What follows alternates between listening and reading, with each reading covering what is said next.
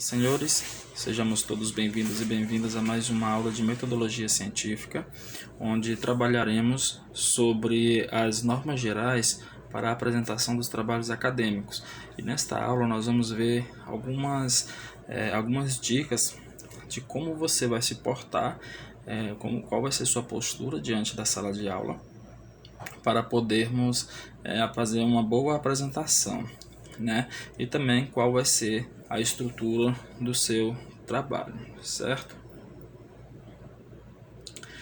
De acordo com a BNT, um trabalho bem estruturado, ele tem três partes, né? Dividido em três partes: os elementos textuais, os elementos pré-textuais, os textuais e os pós-textuais, né? Esses três. Os elementos pré-textuais, eles correspondem aos elementos que vão dar identificação ao trabalho. Quem é o autor, qual o título do trabalho, vai fazer os primeiros resumos ali acerca do assunto que vai ser discutido, né? Os elementos textuais é o coração do texto, é onde você vai apresentar todas as suas hipóteses, quais foram as suas metodologias que você utilizou para estudar aquelas hipóteses e se teve ou não confirmação das suas hipóteses, né? E os elementos pós-textuais, eles vão apresentar as referências, quais foram os autores que você pesquisou, quais foram as fontes que você pesquisou, né? E tudo tem que estar muito bem detalhado nas referências, conforme nós vimos nas aulas anteriores, porque se houver alguma falha, tal trabalho vai ser condenado como um trabalho plagiado, tá? E aqui nós vamos conhecer uma tabela onde vai apresentar detalhes a respeito desses elementos, né? Os elementos pré-textuais são capa, folha de rosto, folha de aprovação, a dedicatória e os agradecimentos, que são opcionais, né? O resumo na língua vernácula, que é a língua que nós falamos, nos comunicamos, né? É obrigatório. E o resumo em língua estrangeira também é obrigatório. A lista de ilustrações é opcional, de tabela também é opcional.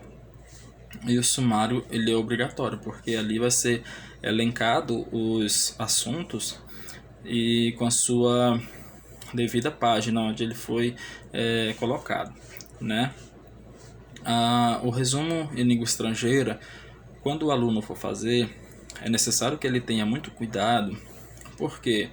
Porque esse resumo não é uma tradução literal do texto. Você precisa adequar, né, as palavras, as concordâncias, porque senão vai ficar parecendo assim, que você pegou o texto, colocou ali no Google Tradutor, né, e pegou o que ele colocou e colou no seu resumo em língua estrangeira, que pode ser em espanhol, francês ou inglês.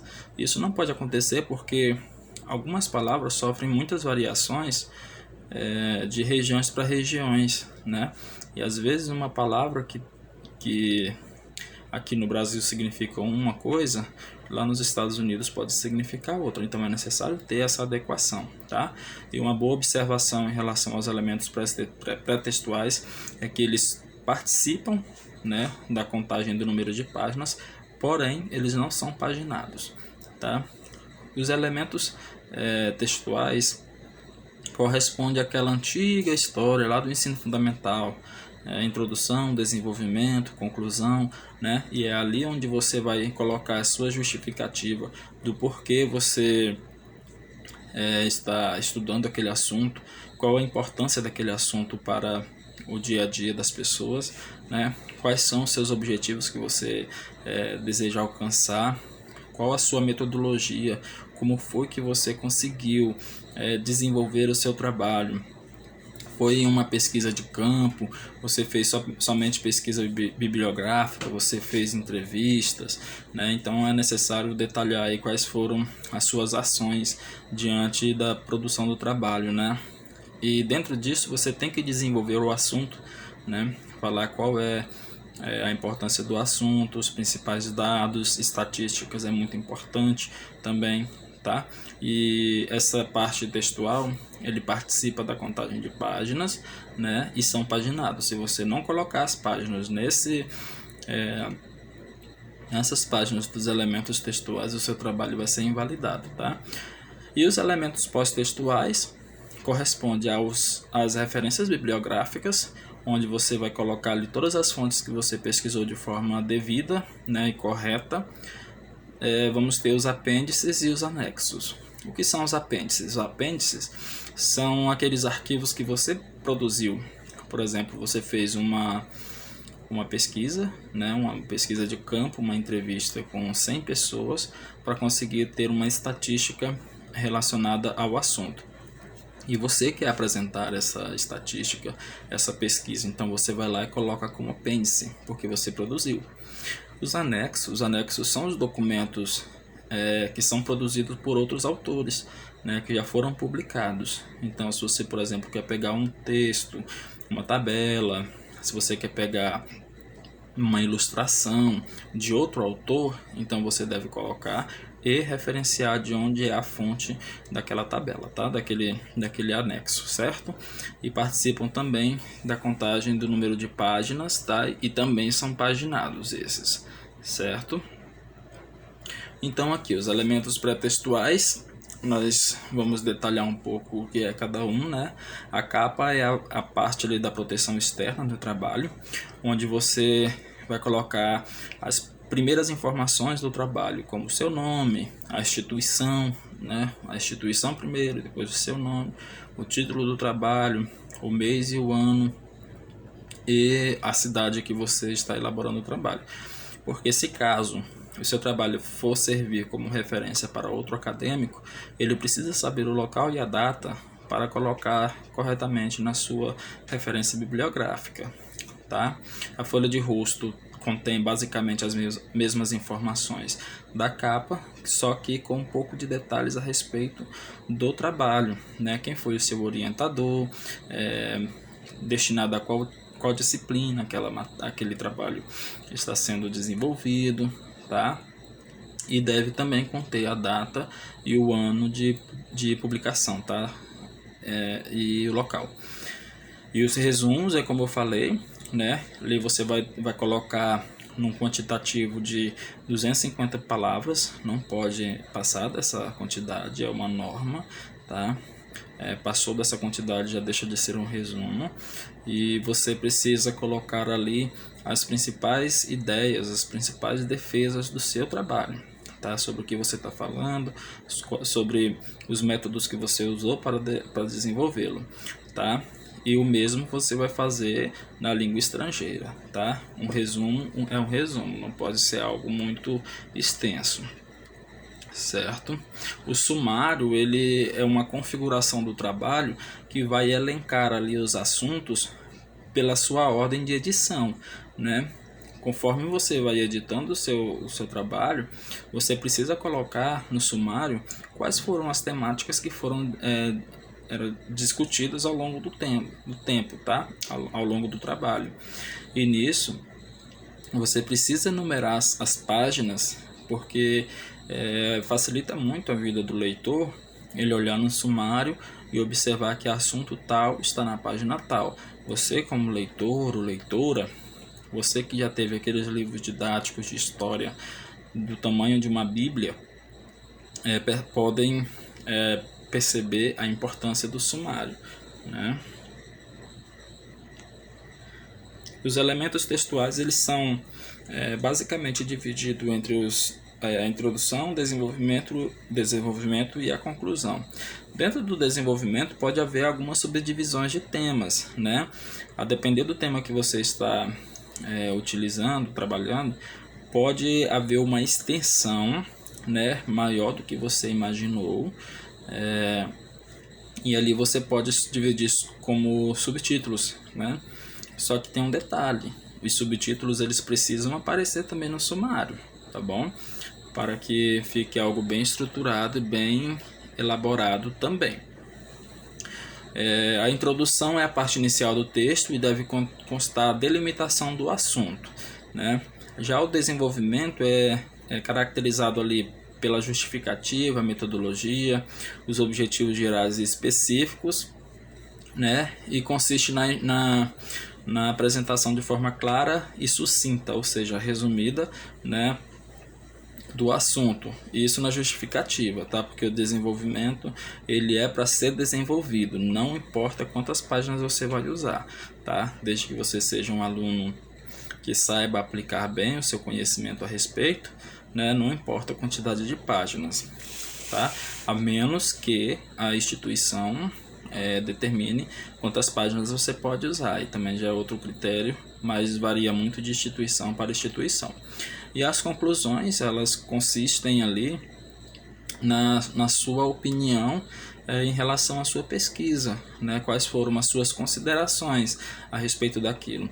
Eu não costumo pedir aos meus alunos que coloquem o seu texto conclusão, a palavra conclusão, porque aquele assunto ele pode continuar sendo pesquisado, né?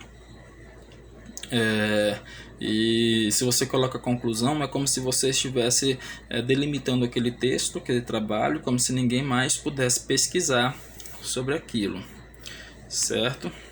E os elementos pós-textuais, temos ali as referências, né, bibliográficas, que são listadas de forma em ordem alfabética, conforme nós vimos na aula passada, né? E deve haver todas as fontes que você pesquisou, sejam livros, sites, revistas, base de dados, né? E aí você tem que estruturar direitinho, colocar todos em ordem alfabética, tá? Ter muito cuidado ali com o et al, com o apud, né? Que vimos ali na aula passada, na aula de citações, né? E você deve colocar este elemento após a sua conclusão, tá? Os anexos e os apêndices, eles vão vir ali após a referência bibliográfica, tá? E uma observação é que o glossário, o apêndice e o anexo, eles são elementos opcionais. O que é o glossário, professor? O glossário é quando você vai trabalhar um tema bem complicado, que exigem termos mais técnicos, onde não seja de costume do leitor ter aqueles termos à sua disposição para ele compreender. Então o que você faz? Você pega aqueles termos ao longo do texto e reúne ele no finalzinho do trabalho como se fosse um pequeno dicionário, onde você coloca o termo e coloca o que significa, para que o leitor ele possa ficar bem orientado e compreender melhor qual é a sua ideia dentro do texto, tá? Mas isso é um elemento opcional, tá bom? Você faz se você quiser, certo? O leitor, se ele não tiver a habilidade ali de entender o que está acontecendo, ele deve pesquisar por outras fontes, né? E aqui nós vamos entrar um pouco em como apresentar um trabalho. Vamos entrar primeiro nos erros, né? O que é que nós devemos evitar em uma apresentação? Primeira coisa, a cacofonia. O que é cacofonia, professor? Cacofonia é quando duas sílabas, elas, quando pronunciados, acaba surgindo uma pronúncia indevida, assim como se quisesse dar um outro sentido para a frase. Vamos para os exemplos. Por exemplo, a boca dela. Se você falar rápido a boca dela, vai parecer que você está falando cadela, entendeu? A boca dela, a boca dela, a boca dela. A vez passada. A vez passada é uma questão de concordância, né, temporal, mas também temos um erro aí na questão da cacofonia. Fale rapidinho aí, só você. A vez passada, a vez passada, a vez passada. Não dá a impressão de que está falando que temos uma vespa assada, né? Amo ela. Ah, eu amo ela. Amo ela, amo ela. Amo ela, que eu saiba, é da galinha, né? Que a gente cozinha ali, que é uma delícia, né? Então, esse tipo de cacofonia, de erros, é importante evitarmos, né? Para que não fique uma apresentação assim de forma amadora, né? Os regionalismos tchê, trem, gente, oxente, né? É importante também evitar os gaguejos e vícios de linguagem, né? Tá, né? Entende, bom, sim, né? Aqueles maneirismos, né? Para se evitar esses probleminhas, a gente orienta que a pessoa dê uma respirada fundo, limpe o óculos, toque no óculos para distrair ali o, o ouvinte, enquanto você pensa na palavra a ser pronunciada depois, para não ficar aquela questão de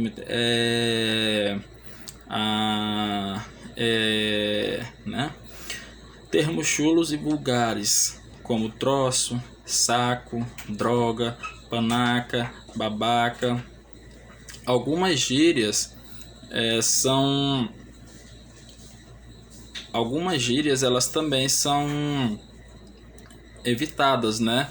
Como ferrado, meu, porra, cara, pô, massa, velho, panaca, babaca, né? E alguns palavrões também. Aliás, todos os palavrões eles devem ser evitados dentro de uma apresentação acadêmica. Porcaria, filho da mãe, filho daquela, né? Que não convém falar agora porque pode ter crianças ouvindo, né? Outras coisas que é bom nós evitarmos são as palavras preconceituosas, né? A baianada, né? Quando fala da baianada, é como se estivesse se referindo a pessoas que têm dificuldade em se locomover com mais precisão, né? Catarina, a turma presencial, me perguntou qual é o significado de Catarina, né? Os soldados antigamente eles usavam uma faixa verde na barriga, e aí os catarinenses eles recebem um apelido que para eles não são pejorativos, chamado barriga verde. Só que o mesmo apelido se torna um pouco pejorativo quando se referem a falar que eles são assim porque tomam muito chá verde, né? Chá de erva mate. Então se torna um pouco pejorativo, né? Negros, negrices, aljapa, lá vem um japa, né? As linguagens pejorativas elas devem ser evitadas no sentido de que as pessoas podem ficar ofendidas, né? Se caso houver o uso dessa palavra, e acaba que pode haver um pouco de distração da plateia, descendo ali um pouco o seu conceito em relação a eles, né? Por exemplo, uma linguagem meio pejorativa, presunto. Quando a pessoa fala presunto, se referindo à pessoa falecida, né? Então é importante que haja esse respeito de todas as partes, né? Porque, embora você conheça o seu público, de repente você não conheça todas as opiniões, né? E uma piadinha que você pode fazer pode acabar ofendendo alguém, né?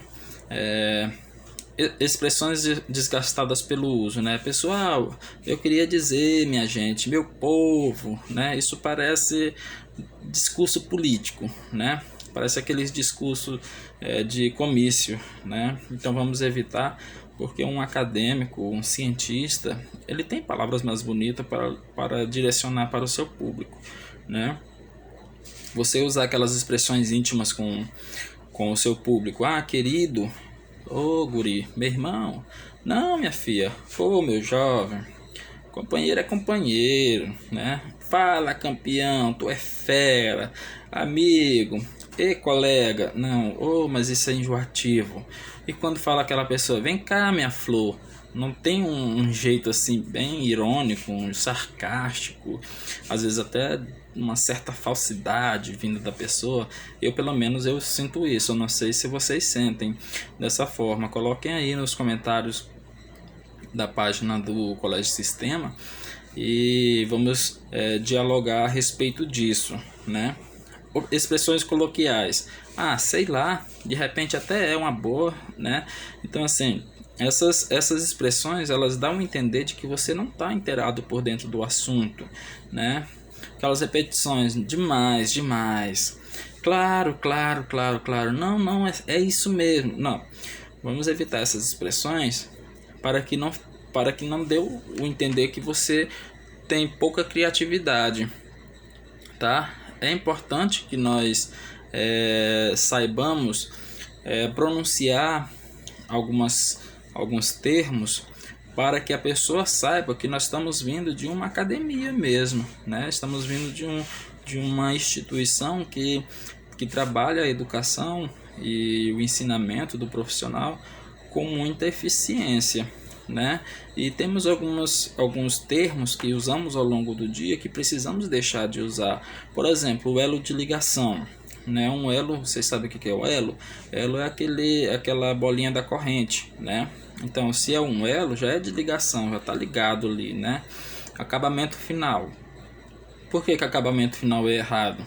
Porque está acabando é porque já está no final. Ninguém faz um acabamento no começo, né? Certeza absoluta, terminantemente proibido, em duas metades iguais. Quer dizer, se não são iguais as duas metades, então não são duas metades, né? Há anos atrás, essa é uma dica importante de língua portuguesa que costuma cair em prova de concurso, porque o verbo há, de haver, né? Ele já está conjugado aí no passado, então não tem necessidade de se colocar o atrás, porque se já está no passado, está lá atrás, né? Então, ou você coloca há anos, ou você coloca anos atrás, tá? Não tem necessidade, fica redundante, tá? Todos foram unânimes. Unânime é quando todo mundo vota a favor de alguma coisa ou contra alguma coisa, como quando não tem nenhum voto contra. Então, se todos foram a favor, se todos foram contra, então já sabe-se que é uma unanimidade ali, né? A seu critério pessoal. Quando se fala a seu critério, você não vai usar o critério alheio para ter um julgamento de valor. Você vai usar o seu critério. Então é desnecessário falar a seu critério pessoal. Fato real. Fato real não existe, tá? Porque se é um fato, já é real. Evidências, eventos que são questionáveis, né? Mas o fato não. Se você quer relatar um fato, ele já é real, tá? Preconceito intolerante. Eu nunca vi um preconceito que não seja intolerante, né? E tem algumas palavrinhas que, tanto na escrita quanto na pronúncia, nós usamos muito e acabamos errando. Por exemplo, desde. Desde eu já vi muita gente escrever desde separado, mas se escreve juntos. Falar menos. Não, minha cabeça tá doendo menos. Tô com menos dor de cabeça. E hoje vem menos gente. Menos não existe, tá, gente? É menos. Menos. Seja e esteja também está errado. É seja e esteja, tá? Quiser é com S. Com certeza é separado. De repente também, tá? Escrever com certeza junto fica mais difícil do que escrever com certeza separado. Então acaba que a dificuldade de se escrever errado é maior do que aquela de se escrever certo, né? O mais com i é antônimo de menos, né? Está indicando ali adição, né? E o mais sem i, ele está apontando para a contrariedade, né? Agente separado está se referindo a nós, né? E agente junto é uma profissão. É um agente de saúde, um agente de endemia, um agente de polícia, tá? Mim não conjuga verbo, tá? Porque o mim ele é um pronome oblíquo e quem conjuga verbo são os pronomes retos, tá? Eu, tu, ele, nós, vós, eles, tá? Mim, por exemplo, professor, elabora aí uma prova para mim fazer. Mim não faz nada, tá, gente? Quem faz sou eu. O correto, professor, elabora uma prova para eu fazer, certo? E mal com U é adjetivo que se opõe a bom. E mal com L é um adjetivo que se opõe a bem, tá? Basta você fazer essas substituições no seu texto para que você saiba se o correto é mal com U ou mal com L, tá? Mal com U corresponde a bom, mal com L corresponde a bem, certo?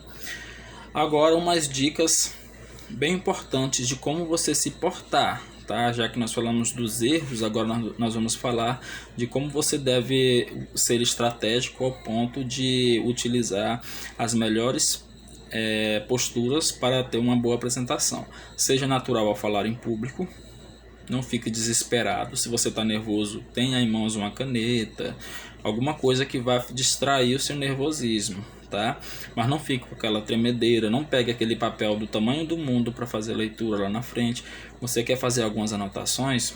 Escreva ali os tópicos em um papel pequeno, tenha aquele papel em mãos, tá? Mas não faça leituras longas, que o ouvinte ele quer ver você falar, ele não quer ver você ler. Se tivesse só que ler, ele mesmo lia, né? Pronuncie corretamente as palavras, tá? Procure adequar a intensidade da sua pronúncia. A velocidade da fala deve ser o mais adequado possível, porque o público geralmente é variante. Às vezes tem idosos, às vezes tem crianças, às vezes tem jovens, às vezes tem pessoas que têm dificuldade auditiva. Então você precisa fazer um discurso onde todos consigam compreender qual é a sua ideia, qual é a sua didática, tá? Tenha um vocabulário apropriado para o seu público. Você não pode colocar ali um vocabulário que você usa para crianças para um público adulto, e você não pode usar um vocabulário voltado para o público adulto para crianças. Então é necessário ter esse bom senso e fazer com que o seu público tenha um bom entendimento a partir dali, né? A postura deve ser a mais correta possível, ereta. A pessoa deve ter um olhar fixo, né? A pessoa não pode ficar atravessando a sala de um lado para o outro, a menos que seja uma palestra ali de um coaching que vai fazer com que o público desperte, né? Mas o ideal é que você fique estrategicamente parado de uma forma que você consiga visualizar seu público e consiga visualizar a sua mídia. Os alunos que estão comigo em sala de aula, eles já conseguiram perceber como eu uso uma estratégia de ficar olhando para eles e ficar olhando para o slide, tá? Fale com erros gramaticais, devem ser evitados, porque se você é um acadêmico, obviamente você precisa saber falar certo, tá? Fale com entusiasmo e emoção. Revise a sua apresentação e prepare-se o suficiente. Ao falar, posicione-se em local estratégico, que foi o que eu acabei de falar, né? Cuidado com o seu discurso, ele deve ter início, meio e fim, para não ficar algo muito descabido, sem nexo, né? Sem conexão ali entre os assuntos. Procure alternar o ritmo da sua fala para acordar aqueles que estão dormindo. Eu sei que tem gente aí do outro lado da tela que tá, você mesmo, que tá aí com sono, né? Controle a sua ansiedade, pratique o quebra-gelo, né? Fale a sua apresentação na frente do espelho, reúne uma quantidade de pessoas que sejam da sua confiança para você falar do assunto, né? Procura eliminar a inibição. O que é inibição? É aquela pessoa que só de se levantar já está com medo, né? Que encolhe os ombros, que não consegue olhar para lugar nenhum, né? Prepare sempre um pequeno discurso e que seja um discurso favorável à sua apresentação. Na maioria das vezes vai acontecer de ter um participante ou outro na sua plateia que vai te desafiar, vai te fazer uma pergunta e isso pode te deixar nervoso, né? Ou às vezes até confrontar o teu assunto, e você não pode se deixar abater por isso, tá? Você deve continuar a sua apresentação. Se você não souber responder, você deve admitir, não invente resposta que você não saiba. Diga, olha, essa resposta não tenho agora, mas eu prometo que vou fazer uma pesquisa a respeito desse assunto e trazer posteriormente uma resposta numa próxima oportunidade que formos nos vermos, tá? Ao falar em uma reunião de negócios, prepare um roteiro dos assuntos. Você precisa ter ali em mãos um roteiro do que você vai falar, tá? Para que você não se perca. É aquela questão do papelzinho que eu falei, né? Coloca ali em pequenos tópicos para que você consiga discursar bem, certo? Procure ser polido e observe uma certa ordem de status. Por exemplo, se você está numa empresa, lá você vai estar na frente do presidente, do vice-presidente, né? Então você precisa se direcionar ao seu público, aos seus ouvintes, de forma respeitosa, né? Você não vai chegar e aí, chefe, beleza? Não, você fala, senhor presidente, vice-presidente aqui presente, demais componentes da mesa, senhoras e senhores aqui presentes. Então, assim, eu sempre inicio o meu discurso na minha aula chamando os alunos de senhoras e senhores, tá? Porque eu sei que há um distanciamento que precisa ser respeitado, uma hierarquia. E eu não posso desrespeitar os meus alunos simplesmente porque eu sou o professor. Fora da sala de aula, pode me chamar de você, de tu, de boa, entendeu? Samuzinho, que o pessoal me chama. Ei, Samu, tá? Rafa, ei, Rafa. Mas dentro de sala de aula não, é necessário haver essa diferenciação de intimidade, de grau de intimidade, para que não fique confuso as coisas, tá? Porque senão vai chegar o momento em que o aluno vai querer que o professor passe ele, porque os dois são amiguinhos e o professor Rafa não faz isso, tá? Aqueça a sua voz para evitar rouquidão, para evitar aqueles pigarros, tá? E não tenha medo do seu público, certo? Você tem que estar preparado para enfrentar o seu público. E aqui, para finalizar, nós temos uma frasezinha de um autor desconhecido que diz o seguinte: o cérebro funciona como um músculo do corpo e para ficar em forma é importante exercitá-lo diariamente, pois senão ele vai ficar atrofiado, tá? Então, assim, você precisa exercitar seu cérebro, fazer leitura, ter um diálogo, sempre ter um discurso, tá? Saber debater sem discutir, sem tornar aquela discussão agressiva, tá bom? E como essa primeira parte da aula foi basicamente para a gente vermos quais são os conceitos mesmos da estruturação do trabalho acadêmico, tá?